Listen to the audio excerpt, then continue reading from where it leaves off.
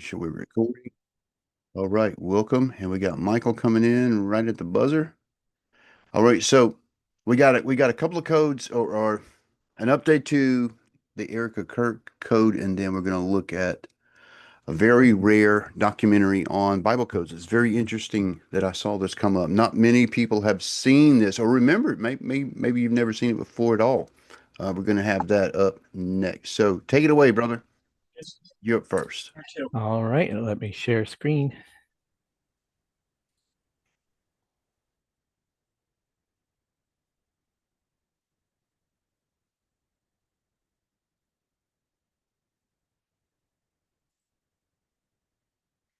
Okay, are you seeing it yet?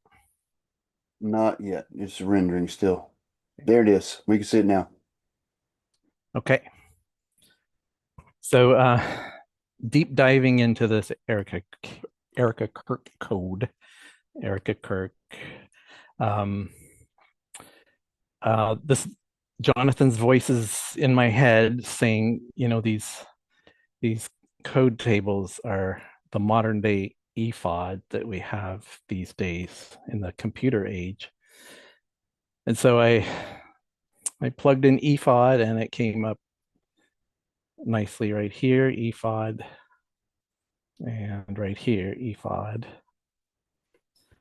Um, and I thought, well, if it's an ephod, you know how I like to deep dive into these tables with lots of terms. And I thought, what can I, in quote unquote, ask this ephod, just dive deeper. And if you've seen some of my layers, anyway, to cut to the chase, I put in they had him shot, and this is Charlie Kirk, and this is they had him shot. Isn't that something right there? This is I've shown this before. This is turning connected to point USA. So turning point USA, point connects here with Erica Kirk. So they had him shot. Well, who had specifically? There's so many suspects. It's like the whole organization.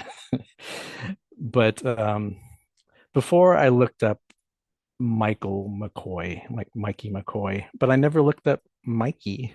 And I thought to myself, why didn't I look up Mikey? So I looked up Mikey, and that's right here. Mikey. And his father, he seemed so shady. Robert, the pastor, Robert goes right through here. And then check out this cluster here. Mikey, McCoy. Um, Up here, it repeats again. They had him shot. A nice horizontal right there, connecting to Robert McCoy. Here's McCoy. And then we have Mikey connecting to Erica Kirk's name right here. Mikey. And then McCoy connecting to her name right here. This is an interesting character right here because it has Erica Kirk's name, it has McCoy, and it has Turning Point connecting also right there. And so Turning Point runs right over here to Robert. Anything with a tet in it is hard to find, especially in a little skip of 5. So that's special right there, Robert of Turning Point. We have McCoy here. Oh, down here we have in a horizontal Mikey McCoy down there. So they are heavily involved. Take it from me. I'm gonna stop sharing this one and move to the next one quickly.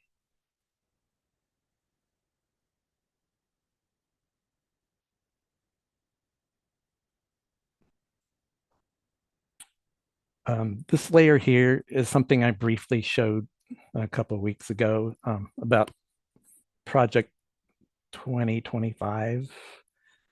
Um, right here is Project, and this was 20, running this way, 2020 at exactly the same skip, 2020, and then 5 in the blue. And now I'll show you some of the new things I found in this. I found uh, Vance right here, JD Vance right there. Um, there's also Vance running horizontally straight over Charlie Kirk's name right there. Okay. Um, what I was really looking for, though, was just to see if there's anything about the Seven Mountains mandate in this Project 2025 layer. And there is there is some connections here. Um, there's By the seven. way, why this? I saw someone comment about that when I posted a video Uh, on this, and those people all involved, which is this is all like superficial Christianity stuff, but yes, it's very yes, highly politicized. This is why the right wing Christian nationalists gravitate yeah. to it. And we're talking about people like Paula White and Mhm. Kenneth Copeland and just a horde of and many of these people that support Donald Trump. And Donald Trump is, listen, he's not that kind of Christian. If he's a Christian, he's not that kind of Christian either. He uses them as a political force. Yeah. And I think Mossad has absolutely infiltrated because most of them are evangelical and they blindly support the state of Israel. And that's all I'm Mhm. going to Yeah, say on that. yeah, All right. yeah, yeah. Okay. Yeah, we know why. Okay. So, so this is obviously not a main Seven Mountains mandate table, because there's a lot of diagonals. It's not. I find that a lot of things are in horizontal or vertical if it's meant to be super important, but you start to get the diagonals when it's maybe an outlying term that fits within the parameters of your access term, but they're not directly involved. Anyway, saying that caveat, there is 7 connecting here to mountains and then mandate running through that. And let's see, we have 7 horizontally here. Um, mandate. We have again, there's 7 at a slight diagonal that it connects here with mountains and then mandate. So it's a loose cluster, you might say. So I just wanted to add the terms Vance and Seven Mountains mandate to this table. So I just wanted to quickly show you my progress on that. So I will stop sharing now and can take it away. Very good. Good job, Doug. So yeah, we could go so deep on that, but I pumped the brakes a lot on it because of the silhouette I see on what's going on here, and I've already been warned a little bit through some social media platforms about this topic. And, there's some out there that are just full blown, like Jimmy Dore and Candace Owens and stuff like that. I think they may pay for it later. I'm not willing to test the waters on that. I'm just letting them go forward on it. We'll search some codes on it, but that is a scary subject right there, you guys. We're talking about a lot of money and a clear conspiracy. It looks like a foreign government's involved and took out somebody that was in the way potentially for a presidential run of J.D. Vance and potentially Jared Kushner as a running mate in that. Yeah, it's kind of scary that whole subject right there. That guy was martyred in front of the whole world. And now it's just like the JFK thing where we're trying to figure out the whole thing later. I don't know if we'll ever will. All right, so let's move on to this very rare Bible codes documentary. I want to say this is early 2000s that this comes from. Maybe 2002, something like that. Um, I may have seen it around 2004 or 5 or something like that. It wasn't long after that that I was given the actual Bible code book that Michael, it was actually 3 of them that Drosden had written. And by the way, my father-in-law, excuse me, my stepfather did not really subscribe to Drosden's outcome in his thinking in that. He actually thought that there was probably a divine being and not aliens that put the codes in the Bible. Um, so let's go there now. Let me make sure everything's set for the 1994, the scientific and rocked by a study. Want to change that audio.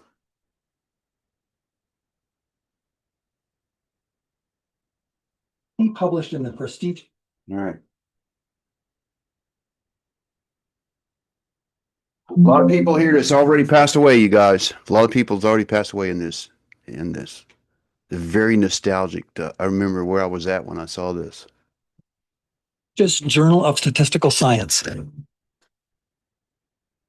The book of Genesis, according to the study, contained hidden names and relevant dates of men who lived thousands of years after the book was written. Soon, words and phrases relating to modern events were being discovered. Could this code reveal the future? Was the assassination of an Israeli prime minister in the late 20th century predicted over 3,000 years ago?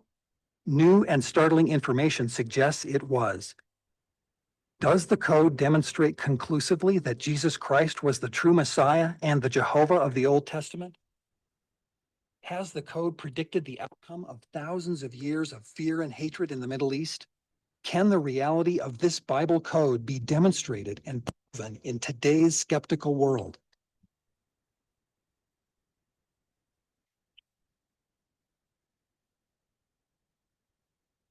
Since Gutenberg printed the first Bible, it has become the most pervasive book in the world. Every year, more copies of the Bible are printed than any other book ever published, by far. What is there in this book that makes it so interesting? Are we simply fascinated by the history of a small group of people in a dusty corner of the world? Or is it the content, a philosophy for living? Can it be, as some historians suggest, that it is the very foundation of all Western law and culture? The Old Testament, specifically the Torah, or the first 5 books of the Bible, is, according to its adherents, a history of the Supreme Being's interaction with mankind, specifically the children of Israel. Ever since the discovery of the Bible codes over 20 years ago, scientists, scholars, and theologians have argued over the reality and meaning of what appears to be yet another incredible aspect of this amazing book. Names, places, and events are mentioned that reach even into modern times. But how could this be? If the codes are real, does it mean we can predict our own future? The Bible is a very complicated code. It takes an understanding of statistics. It's not a password. There's got to be statistical value for it to have any value in itself. Now, it also has got to work with a proper understanding of God's word and of his plan for humanity. When these two come together, then we have a chance of having an accurate code. In the days following the terrible tragedy that befell New York City and America on September 11th, 2001, many people turned to their Bible for comfort, guidance, and direction. Could it be there is far more to be found in its pages than any of us realize?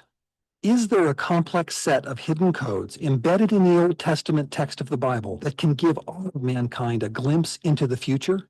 Has the code already revealed the outcome of thousands of years of hostility, fear, and hatred in the Middle East? And can the reality of this Bible code be demonstrated and proved in today's skeptical world?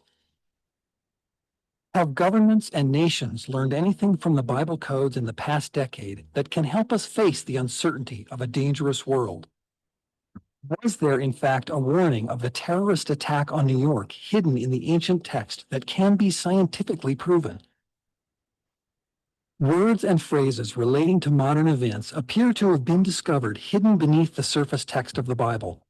Over the past 2 decades, the question has become, does this code reveal what is to come?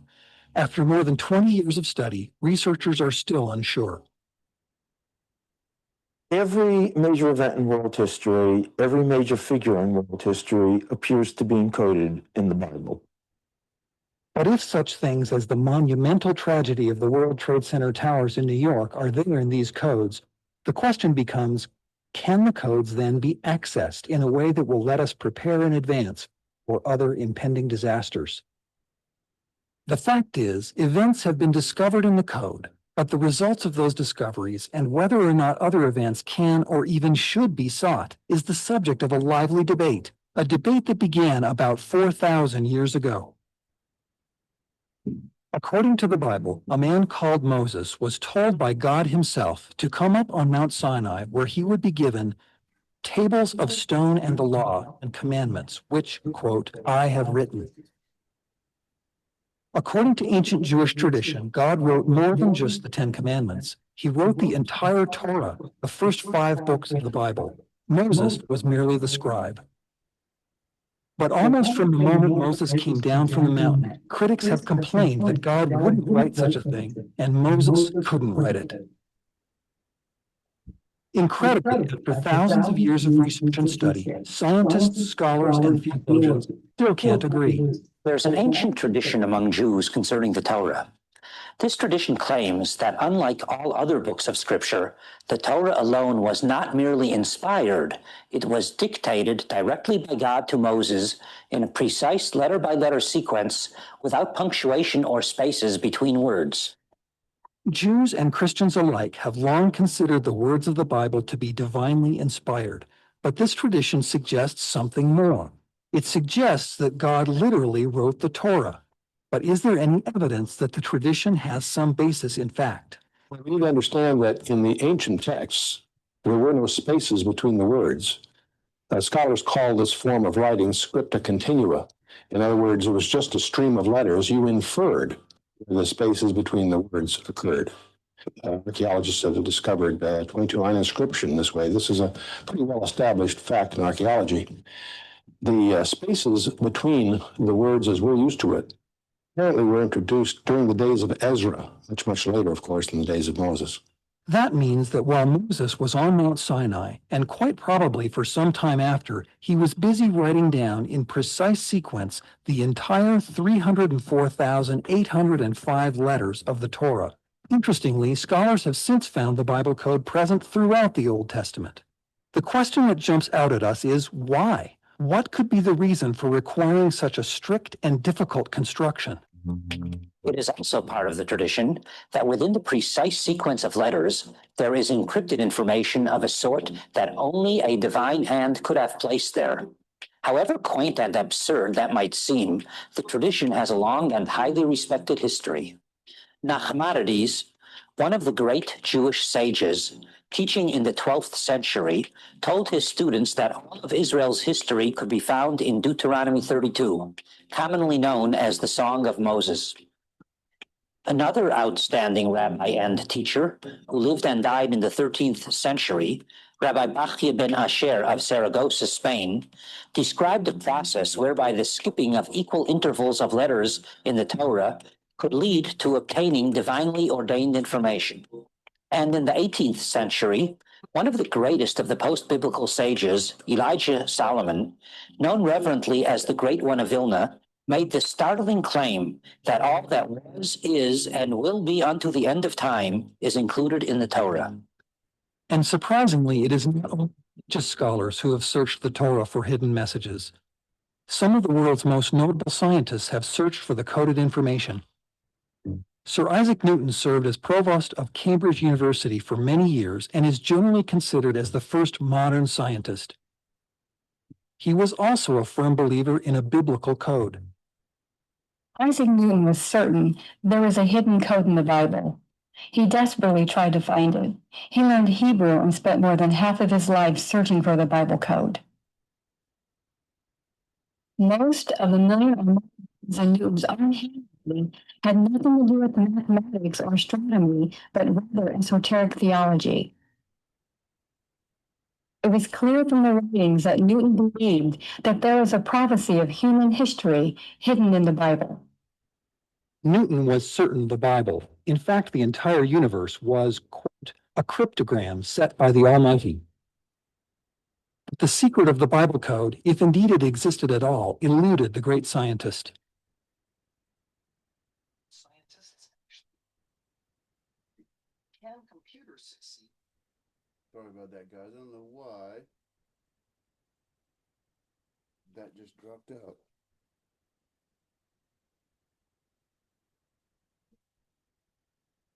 Bluetooth connected. Please charge. Have failed. How did the greatest tragedy in Jewish history set the stage for the scientific investigation of the Bible code? Cryptanalysis, the art of making and breaking codes, was well on its way to becoming a science. A small group of Polish mathematicians had broken the supposedly unbreakable German enigma. Small group of Polish mathematicians had broken the supposedly unbreakable German enigma code in 1934. When America entered the war, the fledgling U.S. Signal Corps, later the National Security Agency, was able to keep one step ahead of the code, giving Allied generals and admirals advanced knowledge of German strategy. But in order to keep up with the constantly mutating code, they had been forced to devise some means of making huge numbers of calculations. What they came up with was a huge mechanical calculator they called a computation machine. These computation machines made cryptanalysis a viable science. Meanwhile, Rabbi Michael Bar Weissmandl, a childhood Talmudic and mathematical prodigy in Czechoslovakia prior to World War II, survived the Holocaust, and after the war immigrated to the United States. Weissmandl, while still a young man, had stumbled onto the notes of the 13th century rabbi Bachya, suggesting that divine information could be derived from the Torah by means of skipping a specific interval of letters. Now, with all the horror of the Holocaust behind him, Weissmandl returned to the fascination of his youth, the possibility of a mysterious Bible code. Rabbi Weissmandl, through his diligence and determination in his studies of the Torah, made some remarkable discoveries. In the book of Genesis, if you go to the first equivalent of a T and count 49 letters, and then take the next one, in other words, the 50th letter, is the equivalent of what we would consider a Vav. It's what we consider an O.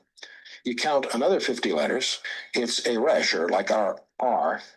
You count another 50 letters, and you come to a Hey, or like an H. In other words, it's as if you found a Torh at 49 letter intervals. It spells the word Torah. Rather remarkable in its own right, but one of those things you could dismiss as just a happenstance. But when you get to Exodus, you discover the same thing happens. You come to a T, 49 letters plus one, you get to the O, the R, and the H the same way. And so again, this starts to look very designed. In fact, it's rather interesting that this number 50 are the number of days from the Exodus to the giving of the Torah at Mount Sinai. In pursuing this further, you go to the book of Leviticus, the third book, and nothing like this happens. But you go to the fourth book of the Torah, the book of Numbers, the same thing happens, but only if you spell Torah backwards. Kind of weird. You go to the book of Deuteronomy, again, you find the equivalent thing, but only if you spell it backwards. Now, you wonder, what does this mean? And you stand back from it all. It's as if those four books are pointing to the middle book, two forward, two back, to the book of Leviticus. So you examine Leviticus more carefully, and you discover not 49 letter intervals, but 7 letter intervals. You have the word Yahweh, or the name of God. And you stand back from this whole thing and you realize that Torah is always pointing to the name of God. Rabbi Weissmandel's discovery is the first modern hint of hidden codes in the Bible. It was the 50-year-old discovery of Rabbi Weissmandel that finally convinced a small group of Israeli scientists that computers might be the key that could unlock the centuries-old mystery of the Bible code. Dr. Eliyahu Rips devised a mathematical model to test the viability of the skip codes that Weissmandel had demonstrated with his work. He enlisted the help of Dr. Doron Whitsom, a graduate student in physics specializing in general relativity, and Yoav Rosenberg, a brilliant young computer scientist. Together, they hoped to prove scientifically whether or not a Bible code existed. It would be a long and tedious undertaking. Let's take a moment here and explain exactly what an equidistance letter sequence, or ELS code, is, and how it is constructed, with this simple example. Rips explained that each code is a case of adding every 4th or 12th or 50th letter to form a word. Skip X spaces and another X spaces, and the hidden message is spelled out. This appears to be nothing more than a simple description of ELS coding. But if you begin with the first letter of the paragraph, R, then skip every 3 letters and pick up the 4th letter following, the coded message is revealed. What is infinitely more difficult than deciphering the code is the creation of a surface text that is sensible and easily understood, and yet will seamlessly accommodate specific letters at fixed intervals. In order to test the ELS code theory, the research team created a program according to strict scientific and statistical rules. The usable text would be only the book of Genesis, some 78,000 plus letters. In order to make certain the results could not be tainted by subjective interpretation, they selected the names of 32 of Israel's most famous sages as the target of their search. To make it more difficult, they also asked the program to search for either the target's birth date or death date. After months of work, the complex mathematical model and program was ready. Now it was up to the computer. The results of this test startled even the researchers. All 32 names were there, coded into the text, along with either their date of birth or their date of death. But that wasn't enough for Rips. He wanted further proof. In his final experiment, he took the 32 names and 64 dates the codes had revealed and jumbled them in 10 million different combinations, so that 9,999,999 were a mismatch, and only one was a correct pairing. Then they ran the test again. Only the one correct name and date came together. The odds against this happening by chance, the researchers tell us, are literally 1 in 10 million. The study was sent to the prestigious American mathematics journal Statistical Science for peer review and possible publication. Indeed, nothing is published in statistical science until it has been thoroughly reviewed by at least one independent referee, and on occasion 2. In this instance, the documentation was submitted to 3 separate referees. Robert Koss, the editor of the Statistical Science Journal and a professor at Carnegie Mellon University, is quoted in the article. Our referees were baffled. Their prior beliefs made them think the book of Genesis could not possibly contain meaningful references to modern-day individuals. Yet when the authors carried out additional checks, the effect persisted. The paper is thus offered to statistical science readers as a challenging puzzle. Enter Harold Gans, senior cryptologist for the National Security Agency in Maryland. Determined to prove the results were a fluke, he wrote his own program and added the names of 34 more prominent Jewish sages and the cities of their birth or death. What he discovered that fateful day at his office in Maryland was that all 66 names were there, firmly fixed in the code. So here's a puzzle to end all puzzles. This has enormous implications to both the scientific and, of course, the religious worlds. Is it possible that we now have an intersection, a common ground between the scientific and the religious worlds? Publication of the study set off a storm of controversy. Professors, mathematicians, cryptographers, and computer scientists rushed forward to condemn or support the findings. Dr. Robert Ammann, a highly respected member of both the Israeli and U.S. National Academy of Scientists, states flatly, the Bible code is simply a fact. While an equally well-known scientist and one of the code's toughest critics, Dr. Maya Bar-Hillel, speaking to a gathering of academics and scientists at Hebrew University, prefaced her remarks by saying, regardless of the evidence, the code's phenomenon obviously cannot be valid, because that would mean that God wrote the Torah. Dr. Bar-Hillel's comment does go right to the heart of the controversy. Jewish tradition has held for over 3,000 years that God did indeed write the Torah. The question is, have Dr. Rips and his colleagues proven it scientifically? Critics claim words and phrases can be found in any text of sufficient length, and that the rules of statistics and probability were ignored in the original study. Yet to date, none of the critics, not a single one, has constructed their own study and submitted it to scientific peer review. Although scientists are still squabbling over the codes, many Jews and many Christians have embraced the Bible codes. The Bible itself alerts us. In Proverbs 25:2, it says, it is the glory of God to conceal a matter, but it's the honor of kings to search them out.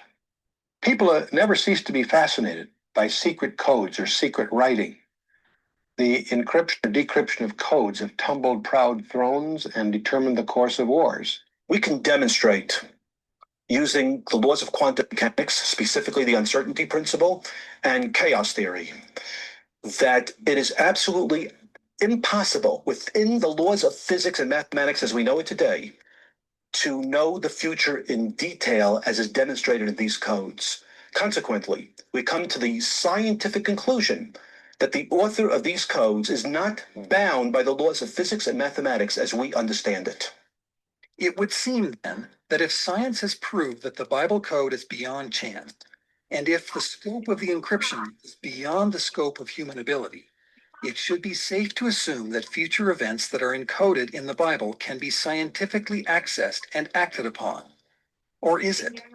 When going into the future, we have to guess at the words because the event hasn't happened yet. We don't know what it is. As soon as you start guessing the words, as soon as you start guessing the context and trying to determine what would be the event that would use these words, you're out of the realm of science. You're guessing. It's subjective. It's not scientific anymore. If that's the case, the Bible code phenomenon presents researchers, scientists, theologians, Christians, and Jews with the unnerving paradox that while the Bible code clearly foretells events far into the future, that future is still closed to us, even though the book is in our hands. Perhaps the best way to approach the problem is to look at some of the things that have been predicted by the Bible code in advance of their actually happening. In 1990, the city of Tel Aviv in Israel was a city gripped by fear. The Iraqi dictator Saddam Hussein had threatened to send Scud missiles into Israel in retaliation for coalition attacks on Iraqi forces in Kuwait. The question was not if, but when he would launch the missiles. If the government of You guys, this was the very first time that Mossad showed interest in the codes. This is before the Rabin, I think it's before the Rabin assassination, but they asked the rabbis if they could find where and when these Scud missiles would land. This is in Michael Drosden's book. Israel could only know when the attack would come, they could better prepare their citizens. As it was, all they could do was tell the people to be ready for anything, 24 hours a day, 7 days a week. Terror of the unknown engulfed the city of Tel Aviv. Meanwhile, in Jerusalem, the three Israeli scientists, Eliyahu Rips, Doron Whitsum, and Yoav Rosenberg, were poring over data from their amazing new discovery. They told the government they might be able to pinpoint the exact date of the missile attack using computers and the Bible. Israeli officials were skeptical, but the conditions in Tel Aviv and other border communities were unbearable. The Mossad, Israel's intelligence agency, provided the scientists with the 3 dates they thought the attack would most likely occur, and the scientists went to work. They believed they had discovered a mathematically precise system of encoded messages which had to do with the Gulf War. Now they would have to demonstrate the validity of their discovery under the most crucial circumstances. They were looking for something thought to be impossible, something specific, a date and an event still somewhere in the future. Could it be that somehow the precise date of what could be Israel's darkest hour was foreshadowed nearly 4,000 years ago in the pages of the Bible? The computer found all 3 of the dates the Mossad had given the scientists, but the most prominent was the 3rd Shavat. And on January 18, 1891, the 3rd Shavat on the Jewish calendar, first Scud missiles were launched from Iraq upon the citizens of Tel Aviv. Today, the Israeli government refuses to confirm that a team of research scientists pinpointed the exact date by means of the Bible code, but they don't deny it either. In another instance made famous in a book by a writer and former journalist, Michael Drosnin, the Bible code anticipated the assassination of then Israeli Prime Minister Yitzhak Rabin. Now, when this happened, they really got interested in it. In particular, mathematical algorithms like what's called Monte Carlo method, which is very sophisticated in predicting events because it considers all possibilities. And when you have a supercomputer or maybe Palantir software, as they do now, you could deploy this and potentially have an advantage over your enemies. So again, the Mossad was not interested in the Bible code as to acknowledge God or to honor God. They wanted to weaponize it. All right. The CIA was very involved in that as well. They were very interested in it now. Interesting. Drosnin had become aware of the code research being done by Rips and his colleagues and had followed it carefully for years. Then one day he discovered in the code the name of Yitzhak Rabin. That in itself wasn't too surprising, but he also found running across the page and bisecting Rabin's name the words assassin that will assassinate. The assassinations of Anwar Sadat and Robert Kennedy had already been found encoded in the Bible, and the research was so unerringly accurate he felt he must try to warn Rabin. Drosnin made arrangements to meet a close friend of the prime minister's to see if he would deliver a letter to him. The friend was incredulous. Nevertheless, he agreed to take the letter to Rabin, but he warned Drosnin that the prime minister would pay no attention to anything called Bible codes. He was All right, so 40 seconds of this is bad audio. So I gotta fast forward this to 24:46 because there's no audio there. Again, this was recorded from VHS into digital form and preserved on YouTube. Every poem showed it. And I called up Dr. Rips in Israel and I said, Ellie, look what I found. What can this mean? The code is surely wrong. And this was about a week before the election. And Dr. Rips, a very patient man, he said, wait, let's see. And then, of course, a week later, Netanyahu was elected in a vote that was so close that it took them 2 days to count the ballots and know who had won. Okay, so I just want to make note here that the codes have been very accurate in prediction of elections when you've got just 2 options. Okay, Monte Carlo, every option, the probability of each, yada yada yada. When you only have 2, it's a 50-50, right? But you can know details about probability and get really good at it as to the point where every election you're hitting dingers when you're picking the winner on it, right? So anyway, go from Netanyahu to Bush to the Obama both elections, um, and all the way until last year, up until last year, when I was completely wrong about that one. The codes have been completely on point with elections.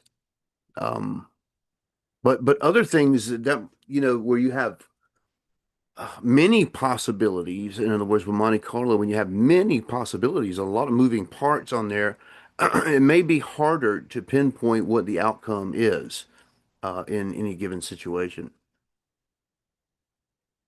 But the Bible had predicted the election 3,000 years ago. Modern researchers working on their own and independent of the original Bible Code research team appeared to have also proved the accuracy of the Bible Code. The results of the Clinton impeachment vote and subsequent hearings were also forecast in the Bible Code.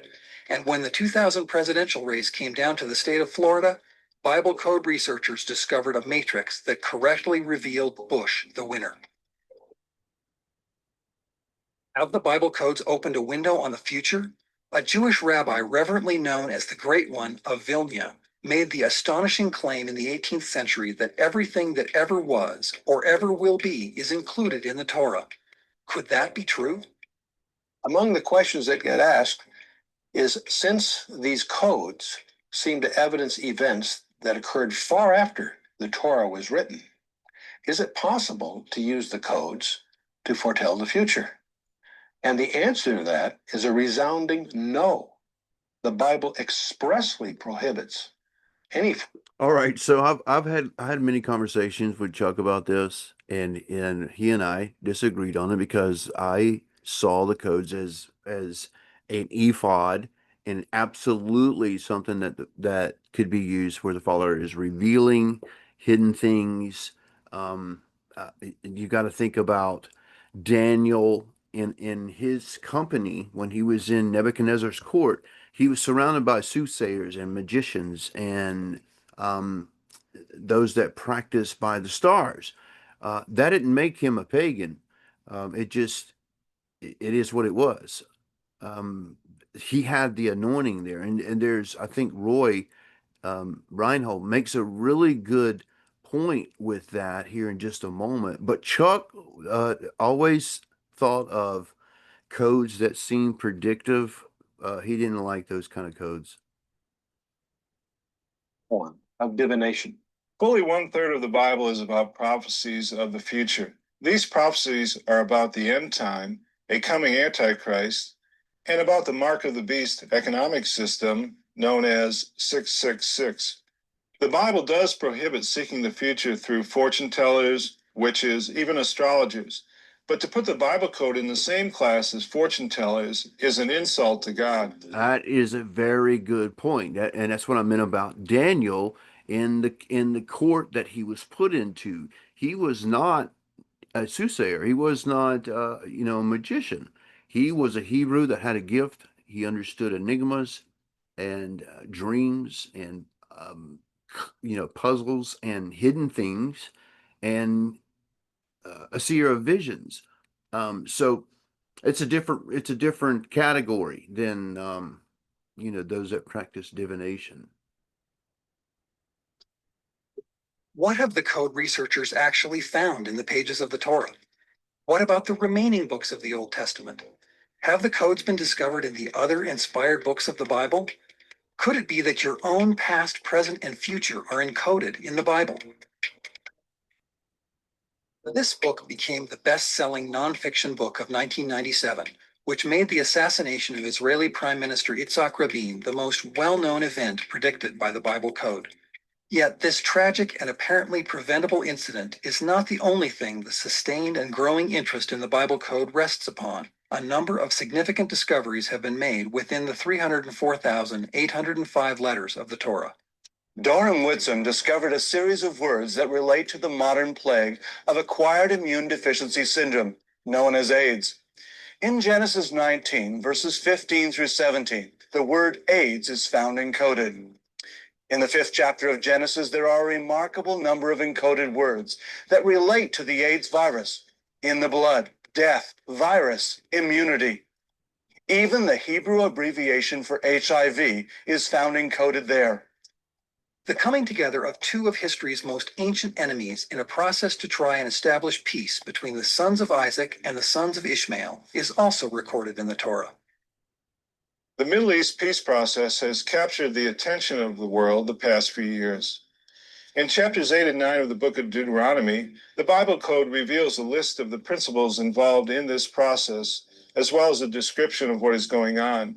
We find the words peace and treaty along with Israel, Arafat, PLO, Yitzhak Rabin, and Shimon Peres.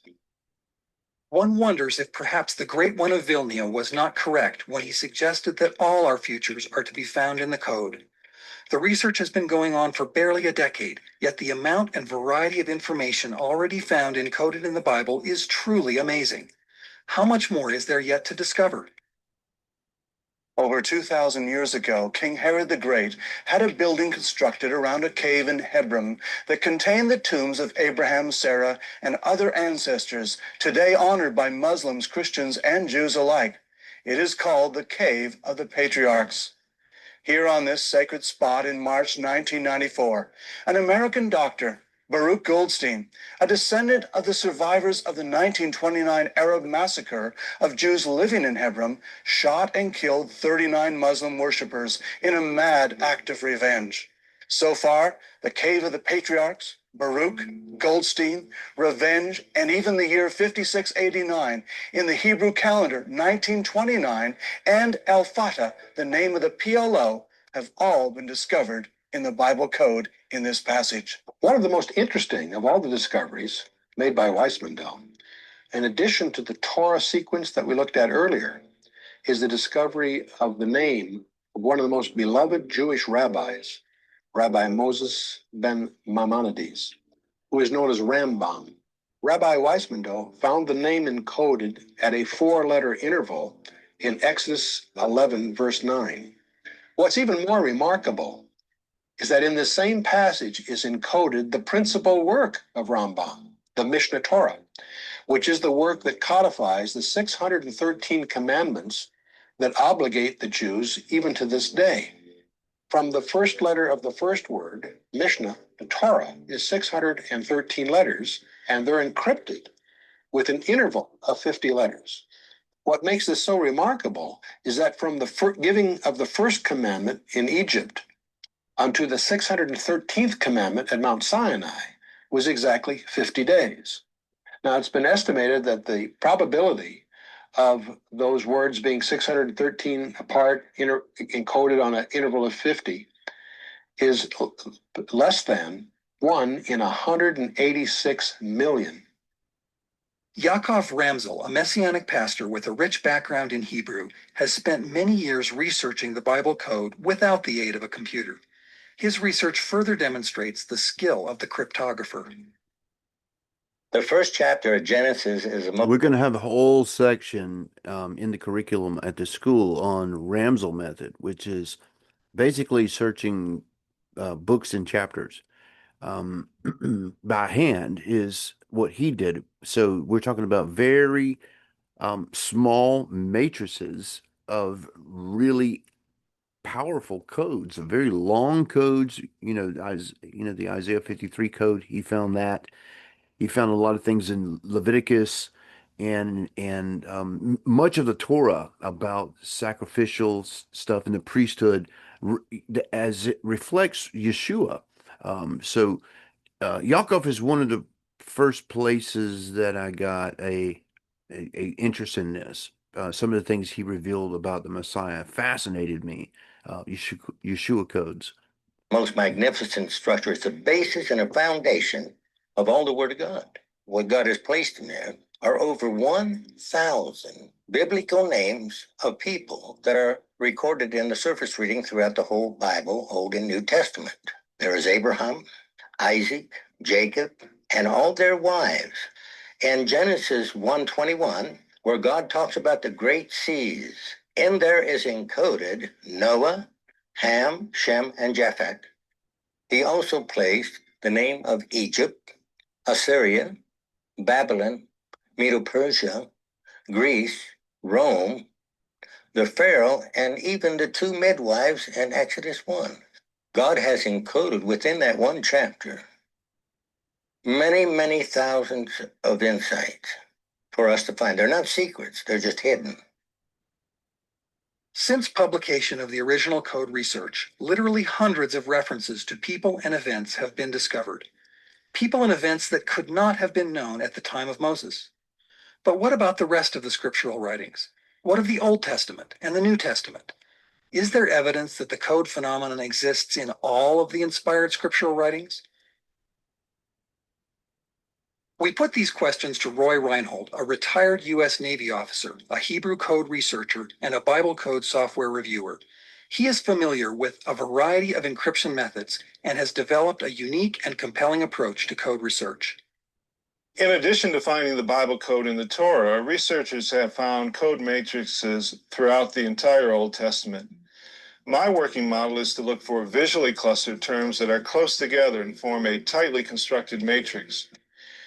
The matrix must also have a coherent and meaningful message. This matrix in the Torah, for example, yields an enormous amount of information about 57 specifically accurate items surrounding Thomas Edison's life. The name of his wives, places lived, and his inventions are all clustered together within this matrix.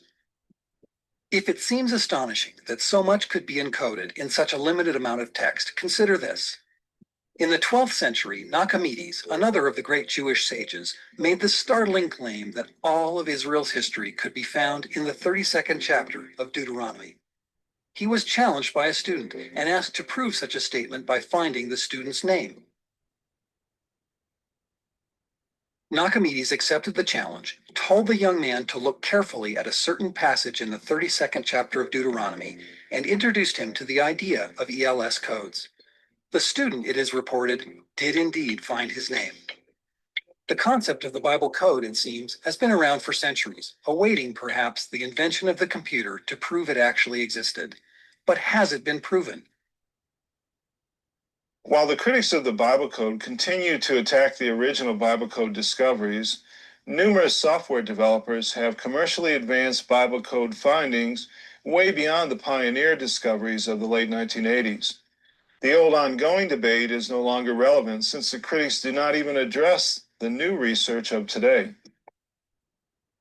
For example, 27 distinct terms relating to the bombing of the American embassy in Nairobi, Kenya, were found within 2 weeks of the incident. The central term was embassy. USA was found 3 times along with truck, bomb, 247 were killed, Nairobi, Kenya, the phrase to murder or destroy, the date, including day, month, and year, the time of day, the names of the 2 men identified as the bombers. There are those who would suggest that if the search had begun 3 weeks earlier, the whole tragedy might have been avoided. Others believe that nothing we do can change God's divinely ordained plan. The question still to be answered is, can we or should we try to alter future events discovered in the Bible code? Will the Bible code, like the sunrise, illuminate what lies before us? Or are we pursuing a setting sun, fading into the darkness? Will the future always be just out of sight? Or is the key to unlocking the secret of tomorrow now in our own hands? In the messages of the Old Testament, is there a verification of the central character of the New Testament, Jesus Christ? And perhaps most importantly, can the truth of the Bible code be proven? When Rabbi Solomon, the Great One of Vilna, suggested everything that ever was or ever will be can be found in the Torah, he wasn't speaking in generalities. He insisted it was there in minute detail, implying that your name and mine, as well as our life history, and possibly even our life destiny, was to be found there. Could such a thing be possible? In Psalm 139, we read, "All the days ordained for me were written in your book before one of them came to be." Could it be that the book referred to is the very Bible we hold in our hands? Dr. Rips believes we are currently dealing with only the two-dimensional aspect of the code, and that even that is much more than we could ever decipher. But he also believes the code is more like a hologram, with at least 3 and perhaps 4 dimensions, in which all the world's academic, spiritual, and scientific knowledge might be stored. According to Prophecy in the News, an Oklahoma City publication, One of the greatest scientific discoveries of all time came about as a direct result of decoding certain words in the Bible.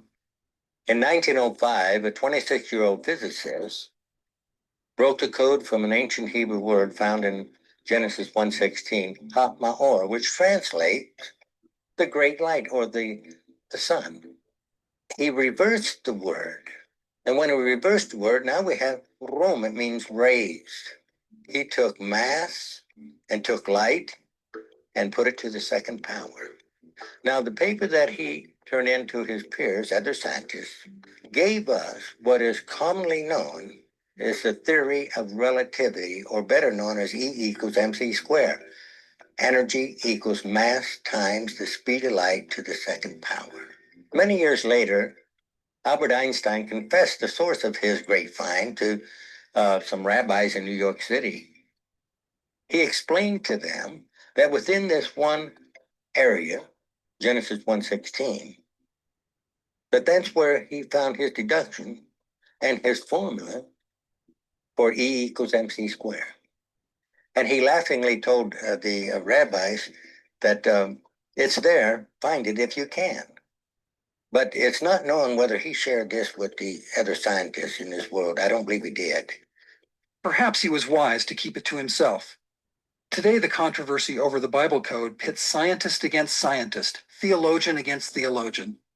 And with new discoveries being made on an almost daily basis, the inevitable confrontation between Christians and Jews assumes new intensity as the name of Jesus Christ continues to emerge from the recent code research. The structured matrix approach to code research has given us an opportunity to see in a graphic way how the words and phrases tie together. This is one of the larger matrices running from Genesis 1 to 2 Samuel. Here the central term is Elohim Yeshua, and crossing Yeshua is Messiah. Right of the central term is Messiah, and left of the central term is Messiah. Here in the lower right, relative to the central term, we find Savior, Redeemer, and Messiah. And here, crossing all these terms, is the true or genuine one. And finally, Yahweh or Jehovah. It is impossible to conclude that there is not a clear, coherent message encoded in this matrix. That message is that Jesus is the true, genuine, and real Messiah, and he is Jehovah in the Old Testament. In Genesis 1 and verse 17, there's a phrase, God in the expanse. In Hebrew, it's Elohim Bavrikia. The Yod in Elohim, if you count forward, every 26th letter spells Yeshua, which means Jesus, the teacher. And then with the word in the expanse, Bavrikia, take the ayin and count 26 letters forward, you have Jesus, the sin offering. In both the Exodus and in the Psalms, we find Yeshua, the great high priest. In the book of Daniel, we find Yeshua in the vision of the 70 weeks. In Psalm 22, the Bible code spells out the crucified Messiah. And in Psalm 41, beginning with the phrase, they plot evil, counting every second letter from right to left, we find the name of the man, Judas Iscariot, who was plotting against Yeshua. I used the entire Tanakh or Old Testament from Genesis to 2 Chronicles for this incredible matrix. I looked for Yeshua HaMashiach, which means Jesus the Messiah, and I found two sentences as the central term. What is he? The gift, Yeshua the Messiah, is it not? Surely it is. Astoundingly, alongside these sentences is the message, announcement, I am coming soon with love to Israel. We went to Psalm 22 because according to the Pashat, or the main reading of the text, the plain reading, it is a first-person narrative of Jesus Christ on the cross. So one of the codes that we found amongst many in that psalm, we found Yeshua, which is Hebrew for Jesus, with two vavs above and one below his name. Now in Hebrew, the vav itself means nail. We see two vavs above, or a nail, another nail, and one below, exactly as was portrayed at the cross of Christ 1,000 years later. This event is written in a historical document known as the Book of Psalms, specifically chapter 22. 1,000 years before the event, crucifixion wasn't invented till 90 BC, and the Romans didn't even exist. And here it's already spoken in the Word of God. The original code researchers, not surprisingly, insist these findings are at best a misuse of the code techniques, and at worst out-and-out manipulations designed to put something into the Torah and the Old Testament that isn't there. Controversy continues on all sides. Are these codes real? Are they evidence of an origin from outside time and space? Are they an authentication that this message is really from God? Or are they just an artifact, intrinsic to the Hebrew language? The Hebrew language lends itself to such things because of its shorter alphabet, its density, its inferred vowels. Or is it possible that the Hebrew language itself was designed in the first place to facilitate such codes? Roy Reinhold and his associates, Robert S. Canary and software consultant Kevin Akers, have developed a software program to examine the original Greek manuscripts of the New Testament. They've prepared the text and are finalizing the search terms. Is it possible that the inspired writings of the Gospels also contain coded information? Our purposes are really twofold. First, we want to discover if the code phenomenon actually exists in the Greek New Testament. Second, we want to discover what light this sheds upon the 5 major manuscripts, specifically which one is more authentic and therefore more reliable. More work needs to be done in this area, but given the dedication of the researchers and the sophistication of today's computers, the answers may soon be forthcoming. In any case, it seems the Bible codes are no longer the exclusive province of scientists, mathematicians, and scholars. Some experts believe that's perfectly in keeping with the scriptures themselves. It's never been God's style to put us at the mercy of experts. He chose fishermen, tax collector, common people to get his message across. God always expresses his essential truths in terms that anyone can understand. Indeed, that seems to be the case. Discoveries are beginning to pour in from all over the world. Victor Pereira in Portugal developed this matrix in which the names Yahweh, Yeshua, and Messiah appear closely associated with one another. From Florida comes word that a teacher by the name of Barry Rothman believes he has discovered the longitude and latitude of the location of the lost Ark of the Covenant, clearly delineated in the Bible code. Also, many code researchers believe it is time to move past the issues of validity and take up the question of the Bible code's practical applications, which, of course, is the whole reason people are looking for future solutions within the Bible code. Can we use the Bible code to predict the outcome of elections? Can we use the code to solve archaeological mysteries? Can we apply the code to the practical day-to-day business of just doing business? And is there a way to demonstrate that all of this is possible, that the future lies just beneath the surface text of the Bible, waiting to be uncovered by modern technology? The codes obviously anticipate people and events hundreds, even thousands of years into the future. Who could have known 3,500 years ago that guided missiles would even exist, let alone target the Israeli city of Tel Aviv? Yet the information appears to be there, encoded along with other relevant details of the events of the Gulf War. Yet both the reality of the predicted events, as well as the scientific reality of unpredictability, appear to be immune to criticism. Is there any way to reconcile these two apparently conflicting concepts? No one could have anticipated the actions of Timothy McVeigh in Oklahoma City, yet this event figures prominently in the Bible code. The Bible code matrix about the Oklahoma City bombing reveals much about the incident. The key word is Timothy McVeigh. Crossing McVeigh's name are the words slay man, woman, and infant. The bomb was delivered in a truck, which the code refers to as a chariot of fire. Also mentioned, Ryder truck, Terry Nichols, the convicted co-conspirator, and the date, April 19, 1995.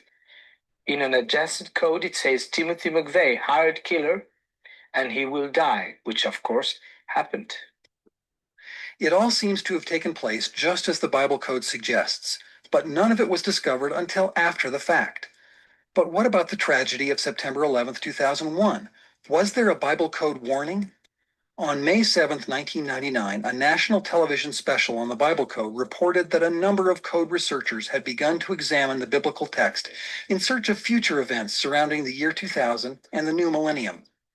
What they found coincided with already established prophecies. The report stated that in New York, codes researcher Keith Jackson had been examining an Old Testament matrix that seemed to confirm the destruction the Bible predicts for the modern daughter of Babylon, if, as some scholars suggest, that city is in fact New York. We have found 14 items within a matrix in the book of Leviticus. These 14 items, if taken together, seem to suggest some type of terrorist attack against New York. All right, so this was originally broadcast May 7th, 1999, okay? A little bit beyond the year 2000. According to this encoded information, the prophecy as stated in the book of Revelation could occur within the next 10 years. The Bible code warning of a terrorist attack on New York City was broadcast on national TV 28 months ahead of the actual attack. But what were some of the other 14 items found in the 1999 Matrix that weren't aired in the TV special? The New York Matrix mentions Arabs, war, many weapons, several small bombs and devices. It also mentions city burned and many perish. In addition to that, it suggests that there will be an ongoing attack. Within 3 hours of the start of the terrorist attack, Bible code researchers re-examined the matrix discovered by Keith Jackson and found numerous words and phrases that were relevant to what was happening at the time. September 11, 2001. In the morning, New York attack, World Trade Center, 4 planes, 2 buildings, American, United, terrorist, USA government, Kabul, Afghanistan, Taliban, and Osama bin Laden guilty. It was days and weeks later before the US government confirmed who was behind the terrorist attack.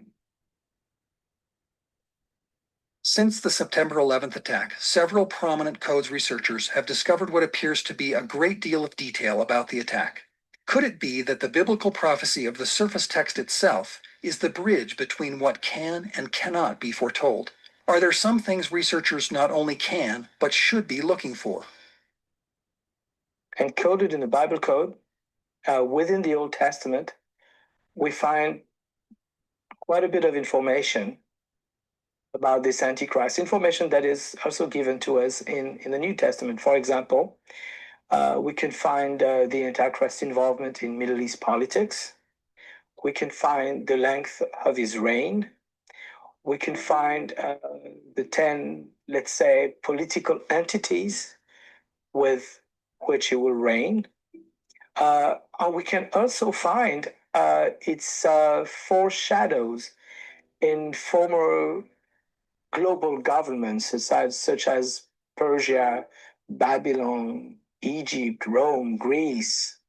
So those are quite amazing findings that we are given to look upon through the Bible code in the Old Testament.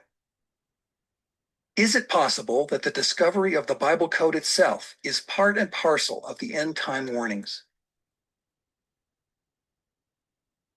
Following the events of 9/11, many Bible code researchers began examining the Torah in greater depth, seeking to not only confirm the validity of the Bible code itself, but to see if there were in fact clues to what might happen next. The name Osama bin Laden is found once in the whole Bible. It is the key code for the 9/11 attack.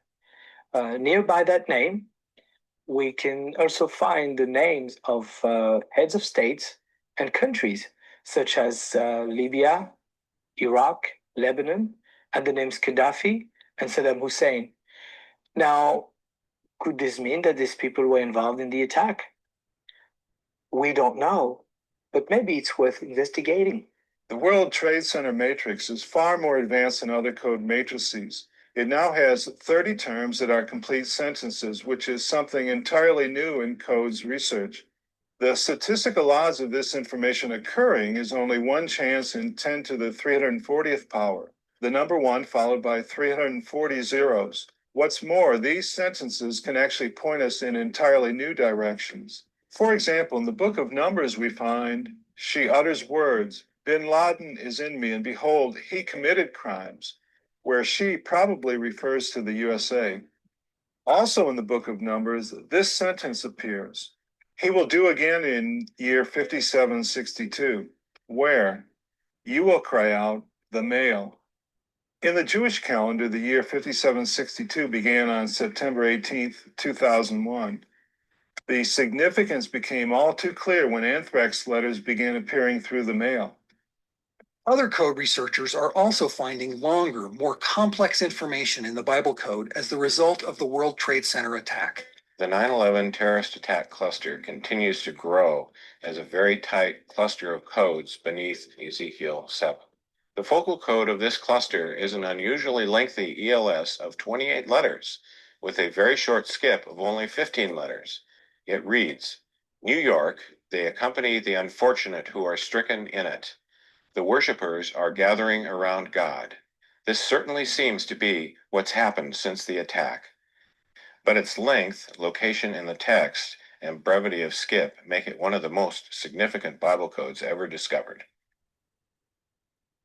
According to Bible Code Digest, Saddam Hussein was also deeply involved in the terrorist attacks on September 11th. All of this is intriguing, of course, but critics still insist that codes similar to those found in the Bible can be found in any book. It's true that many single words or short codes might be found in any book, particularly if extremely long skips are allowed. However, the odds of finding a code as long as this about Saddam Hussein are less than 1 in a billion.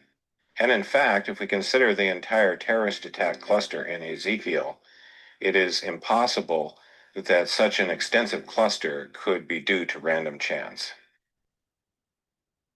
For me, ultimately, the best use of the Bible code is the evidence not only that there is a God, but that he has a plan, and the Word of God is his inspired revelation.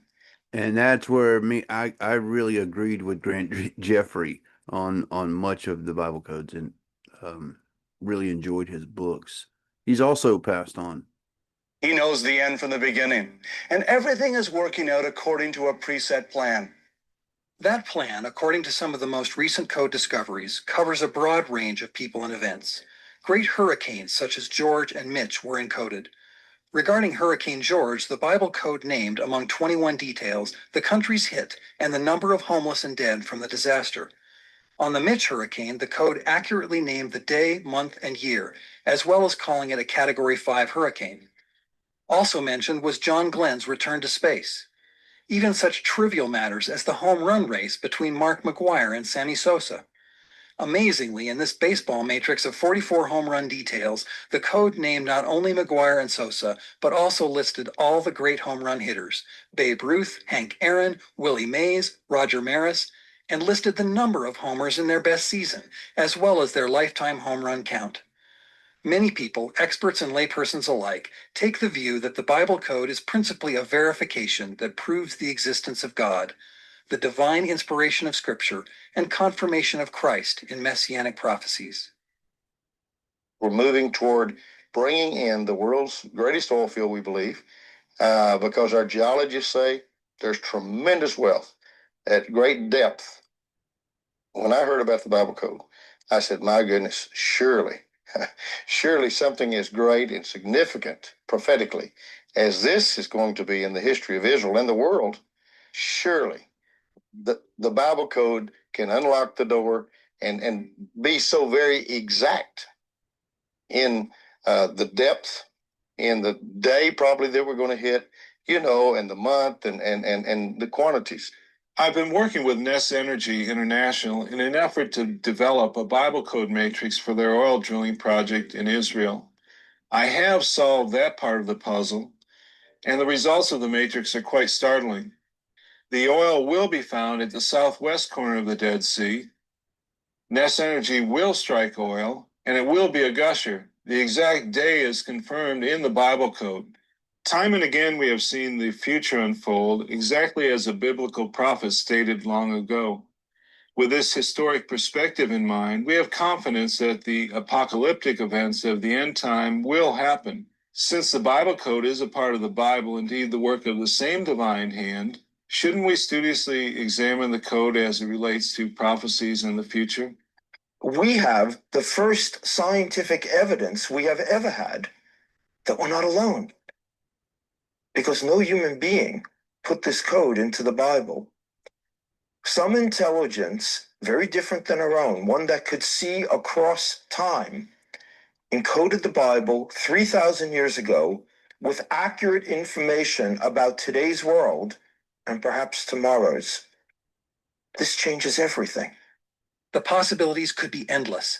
The research continues, however, and new, exciting, and controversial information is an almost daily occurrence. But now, for the first time, those seeking answers to the age-old question of the Bible's authenticity can look to science as well as religion. According to the mathematicians and scientists, there is theoretically no limit to what could be learned from the information that might be encoded. There could be 10 or 20 billion combinations, more than anyone could ever count.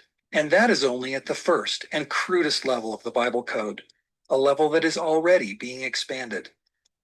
Was this hidden text sealed up in a sort of time lock that could only be opened with the invention of computers? More importantly, can this amazing discovery ultimately make the world a safer place? Or is it just a curiosity of numbers and language? You might want to think about that the next time you pick up your Bible.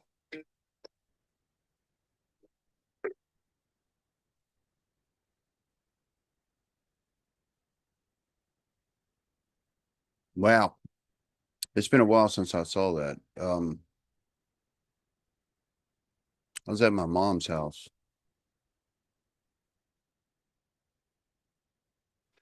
Same place I got the book from. The book that they showed on there. My stepfather gave me that and the other two.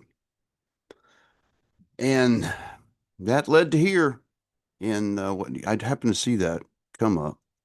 And man, as I was watching that, it was, first of all, it was nostalgic. But then I noticed that literally everybody in there has already passed away. So, they kind of hit home to me, and we're kind of carrying that legacy on in searching codes. You're welcome, Vicky. I just saw that. So, what'd you guys think? Did you see anybody you recognize?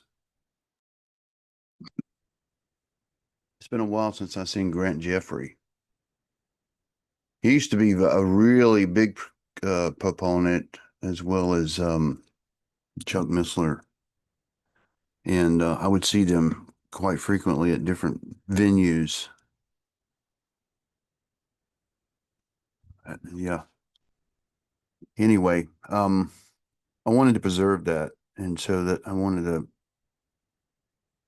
to get that in video form, show that to you. What did I see on Code Finder? What do you mean?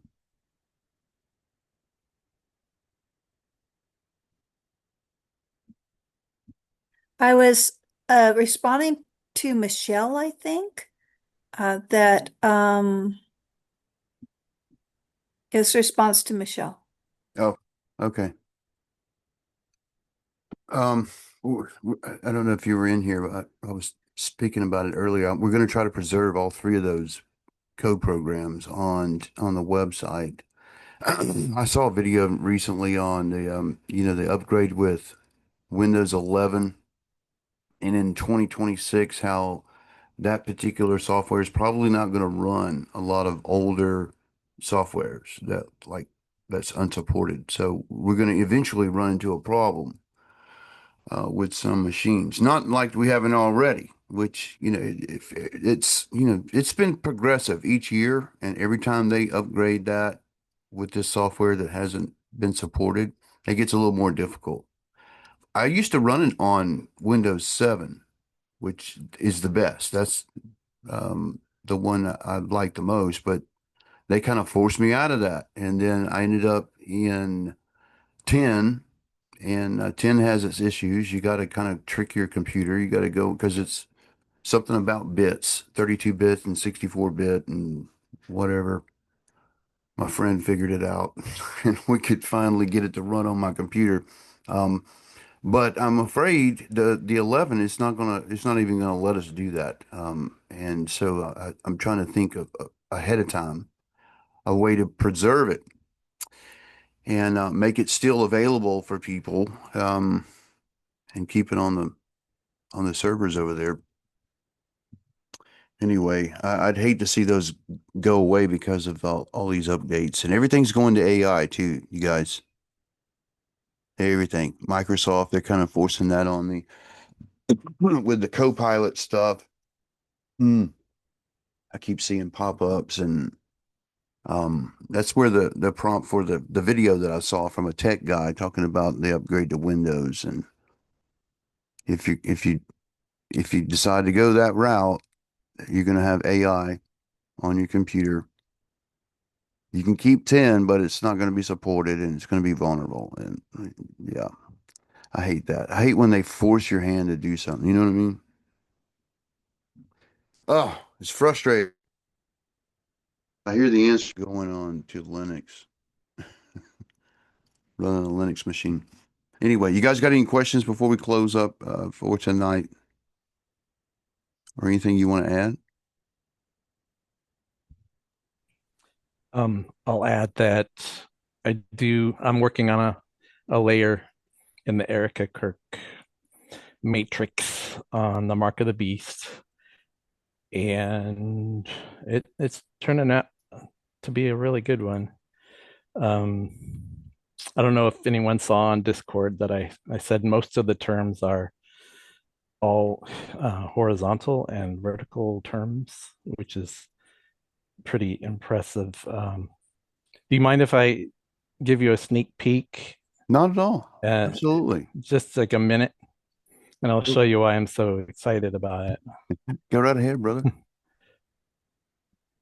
I found a couple of new ones, by the way. One being the Christian National one, but there was one also on Daniel 7 on the one like the Son of Man. Yeah, so wow, there's a lot there. That it looks like a mess, doesn't it? Yeah. But when you look super close at it, there's 41 lines of matrix here, and I'll show you like one line or two lines just to show you what I mean. So this is on the Mark of the Beast.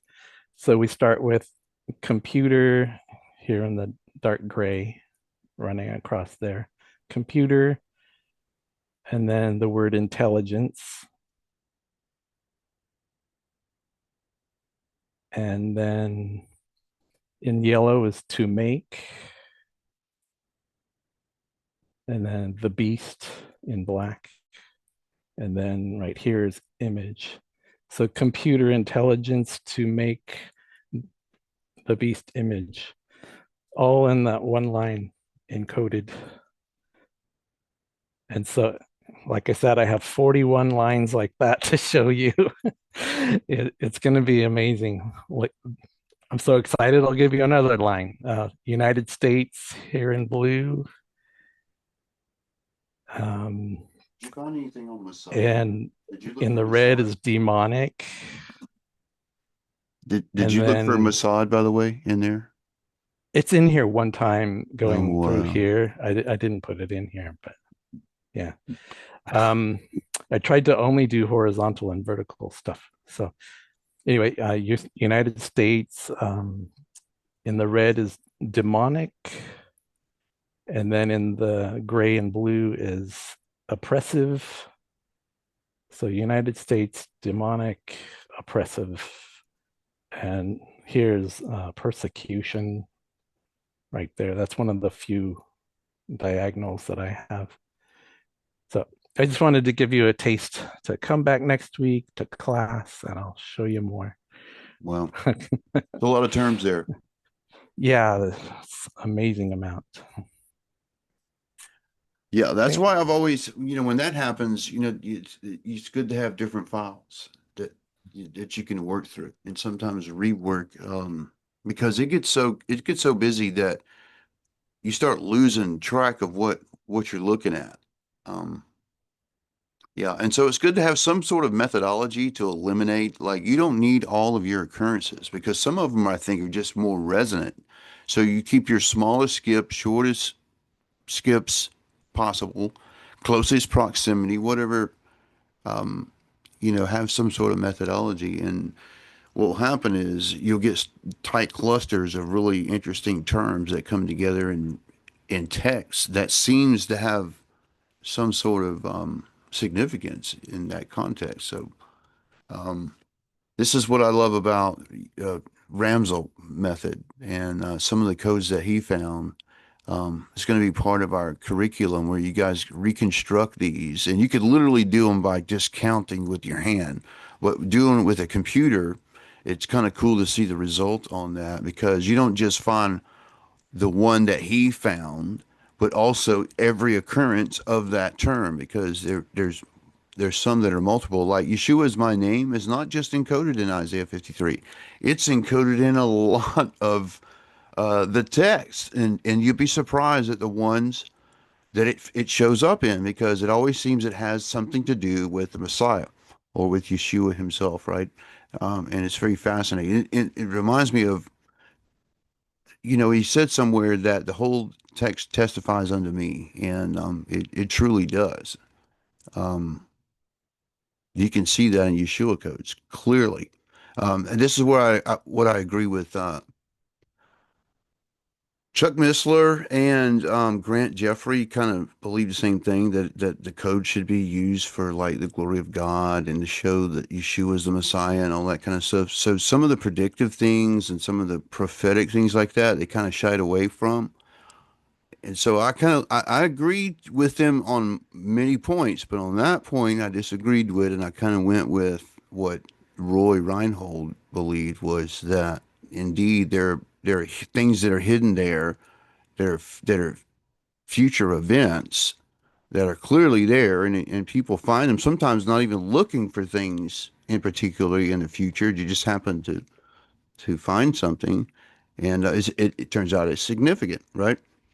What do you do with those? And Chuck Missler's stance was, if you search for the things of the future, that's divination, yada yada yada. So even within the people that liked codes, there were these little fields of how they believed. And so anyway, it was fascinating to see all those guys in one place again. It's, like I said, nostalgic. Anyway, Question. yeah, So because of that, when I saw clearly in multiple codes the warning of don't dig or mine in certain areas else, that was right. wrong. Was it wrong for me to send that out or what? Um, I'm not quite sure. I think it would be specifically what you're talking about. Is your heart what is your spirit, your discerning telling you? Because I haven't seen anything that has been particularly something that we couldn't put out. Okay.